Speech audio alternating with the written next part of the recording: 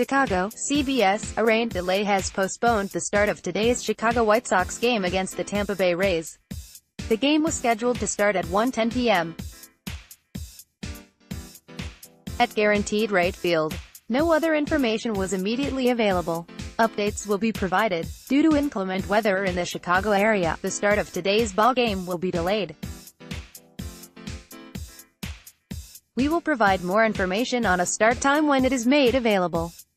Twitter.com/omatopizvic, Chicago White Sox, @White Sox, April 10, 2019.